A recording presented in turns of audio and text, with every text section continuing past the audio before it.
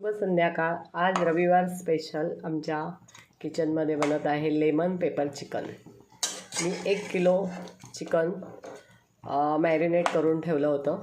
त्याच्यामध्ये black paper म्हणजेच मिरी पावडर, आलं लसणीची पेस्ट आणि दही असं सगळं मॅरिनेट करून ठेवलं होतं. आणि मिरीबरोबर जराशी जिऱ्याची पण पावडर घातलेली आहे याच्यामध्ये. आणि मग नंतर तेलावरती फोडणी दिली आणि त्याच्यामध्ये हे चिकन टाकलं. लिंबाचा रस पिळलेला आहे. आता हे थोडंसं वाफवलं की आपल्याला जर ग्रेव्ही असेल तर ग्रेव्ही ठेवायची, सुकं पाहिजे असेल तर सुकं पण करू शकतो. स्टार्टर म्हणून आपण हे खाऊ शकतो. आणि असं साधं आपण जे चिकनचा रस्सा बनवतो ते जास्त खाल्लं जात नाही, पण हे आपल्याला खूप खायला छान वाटतं कारण आंबट असतं. मस्तपैकी आंबट तिखट अशी चव असते.